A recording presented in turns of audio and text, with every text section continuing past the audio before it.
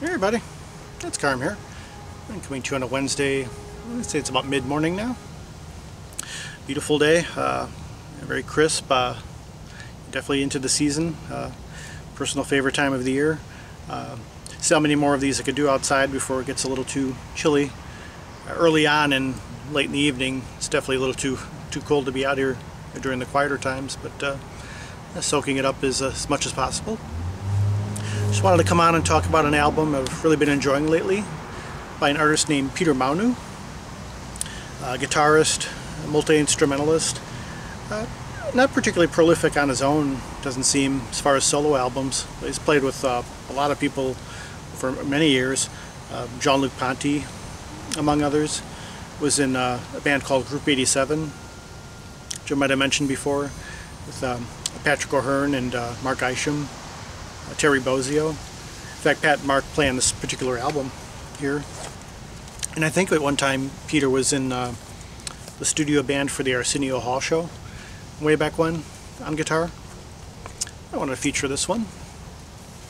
Warm Sound in a Gray Field from 1990 on the Narada Mystique label, which is more the electronic synthesizer-based branch of the label.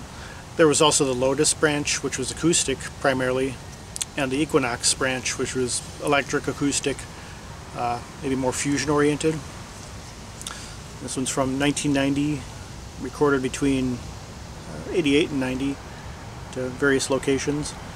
One of the studios is called, in a place called Simi Valley, Now You See Me, Now You Don't studio. So a little pun on that from the time. But Peter himself there, playing a variety of instruments on here, acoustic and electric guitars, synthesizer, percussion, and violin. And yeah, you have Patrick O'Hearn, bass and synthesizer, Mark Isham, trumpet synthesizer, among others here. And very I see most of the Narada albums have these right in for some more information. Again, starting in you have the title cut, Warm Sound in a Gray Field. Right away you really get a feeling of going on a journey, kind of a long, expansive space, kind of moving towards the horizon and seeing what goes over the edge there. Very guitar dominated overall, as you would expect. So many different, great deal of variety to the styles and textures he uses on guitar, from cleanly picked lines to a slide approach, and very subtle effects, even when blended with synthesizer. Starting in with the title cut, you get that right away. It's a very expansive quality, very emotionally compelling, the way it comes in. Kind of an arpeggiated sound on guitar, these kind of cleanly picked lines, and then percussion and synthesizer chords coming in, almost kind of an anthemic quality that you would get with, like, I've said it before, with sort of like sports highlight films, although not nearly as, doesn't quite bring that up to mind, but just a little bit of hint of that, a sense of the journey is starting and we're excited about where we're going to go from here. Very emotional too when the bass comes in. I think there's a couple of people playing bass on here. I think it's Doug Lynn, as well as Patrick O'Hearn. So one of them are coming in with these beautiful fretless melodies, fretless bass melodies, just accentuating everything and giving that sense of just real hope as the journey starts. But yeah, just a very powerful opening, very melodic. Electronic music, I know during this time, when a lot of the synthesizers and everything were changing to more digital, sometimes could have a little bit of a sterile quality to it, or not quite as appealing. On here though, the way they're used, they're very warm and very inviting and beckoning, I would even say. So yeah, great start here with that. The next piece is My Sky at Twilight, which sounds to be all guitars, primarily electric. You have a nice blending of the cleanly picked lines with this kind of slide approach Not exactly like a traditional blues, but it has a little bit of that feel to it. Maybe the most traditional sounding piece on here, you know, not, a little less otherworldly, but very much painting a picture of that time. It's dark, it's night, we're reflecting, see a little bit of a glimmer of light on the horizon. So you're kind of remembering how the day had went, that first day of the journey had went, and you're just kind of reflecting on it. It's very beautiful the way the various lines, electric guitar lines, kind of weave in and out of each other very slowly and gradually. There's a great deal of patience with the way the music unfolds and just the way all the voicings interact. Just very beautiful and reflective, but still makes a very clear statement. Next up we have The Passenger, the longest cut on the album, just over 7 minutes. Now this, for me, signals daybreak. You know, now we're on to the next day of the journey, and now we're really traveling. You know, we're on the road, watching the various scenes go by, you know, observing just all the events in general. Comes in very, very powerful with some combination of guitar and keyboard chords. A little more percussive. Again, that kind of anthemic quality of you know, anticipating what's coming up next. There's a real sense of wonder to his playing in this overall, and just the way the music takes shape as it goes, and just keeps building up. There's this quality also he has of when he states a theme and kind of returns to it. I guess you could say like a chorus verse structure. Each time he comes back around to the theme, there's more of a he's adding a little something to it. It could be a little bit of an effect underlying the basic theme, maybe a synthesizer chord, or maybe a little more of maybe a guitar effect. But just you know, it's very subtle, but it always you know, I guess just like the scene itself, even if you're going through kind of a place with a lot of similar scenery, there's always a little something else that pops up, and you know, a little something unexpected, which keeps it very fresh, I feel. Next up we have Three Spiros, the fourth cut. Now it sounds like we're getting to a point in the journey where it's a little bit ambiguous, a little bit unsettling. You're not quite sure. Maybe something happened and you're a little apprehensive about the next move you'll make. Sounds to be another one with primarily all guitars. And on here there's a certain effect he's using. Seems like it's somewhere between like a slide guitar and a glissando effect. That kind of long, sustained, haunting quality, which again, these kind of overlapping guitar lines, it just sort of sounds like they're spiraling around each other, but very you know, just very powerful, and a little bit of more of a hint of darkness as to what's coming next. But he has his sense of texture and how to integrate them into the overall mood of the piece is very, to me, it's very distinctive and singular, just the way he's doing it on here. Next up we have the Whirling Dervish, which now seems like we're back on the road again. You know, witnessing more events coming around us. Some more percussion is coming in. Sounds like we're moving eastward in a way. It really does have kind of a Middle Eastern influence. You could imagine a dance of some kind, maybe kind of like a roadside dance. More ceremonial than celebratory. You know, you're kind of witnessing something, you know, something important happening, or something that people are, you know, acknowledging there.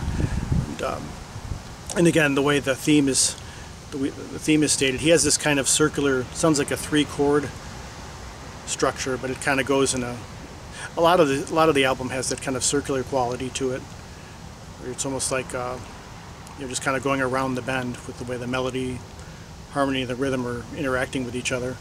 And on here it's very very powerful. He could make 1 or 2 chords sound so meaningful in a way. I'm sure a lot of you understand that, how, you know, just the power in just 1 note or 1 chord, but again, accentuating it a little bit different each time. He's definitely doing this on this piece especially. Next up we have Corridors and Cathedrals, getting to maybe a little bit more of a reflective place. You can imagine maybe they're meeting with some people, maybe settling in for a meal and reflecting on the day a little bit, but also yeah, just sharing stories. There is a kind of a sense of storytelling in this piece, and it has a real, the way the theme is stated, it is very stately. It's very, borders almost on grandiose, but doesn't quite get there. But yeah, very beautiful, melodic, and reflective. And again, the way he approaches the guitar, those kind of arpeggiated lines as he's going further into the melody. It's just very, very distinctive. But we're at the point in the trip now where it's a little more reflecting, and get ready to hit back on the road for one final aspect of the trip, one final voyage. The next piece is my personal favorite piece, Out of the Red Mist. Starts in again with some more beautiful, kind of a slide guitar, but more exotic, a little more, maybe even a little spacey and otherworldly, and then just slowly builds with some bass coming in. This is another example of that kind of sounds like that kind of circular approach with the chording, the chord structure. Very powerful.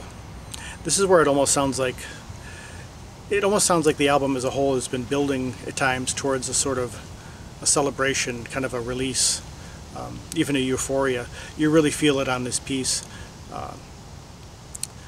Yeah, it sounds like it's like they finally found something, what they were looking for on a trip. It's like even kind of victorious, going back to that anthemic sports theme thing. You've passed the torch, or you found the grail, so to speak, and it's just very beautiful. And again, returning to that theme, a little bit more is added, a little bit more percussion is added, a little more of a seasoning, I would say. It's very powerful, and again, so much emotion in just a few small statements, a few small gestures. It just it hits you in just the right spot, I find. And finally here we have Broken Blossoms, which is probably the quietest piece on the album. Again, primarily guitar dominated.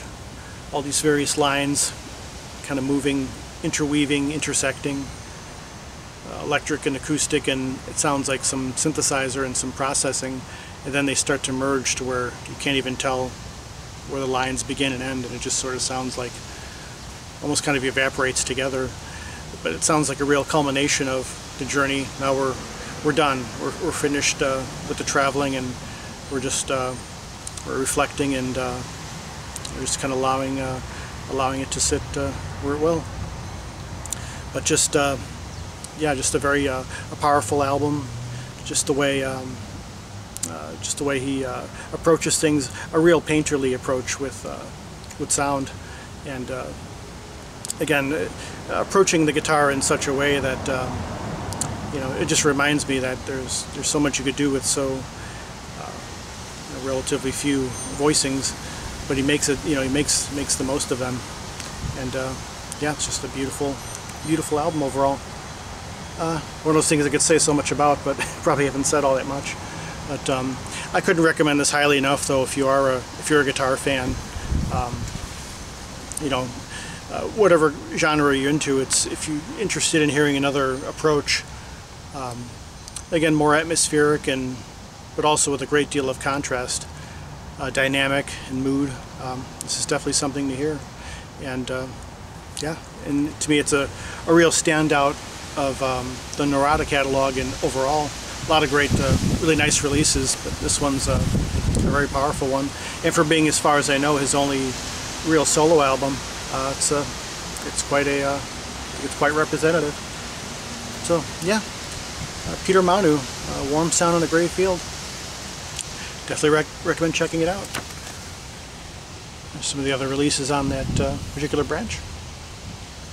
But yeah, Peter Maunu. So yeah, just wanted to come on and talk about that, and well, we'll see what comes next. Hope we're all doing as well as possible. The weather's nice, and yeah, see each other when we see each other. Well, till the next one. Peace, love, and joy.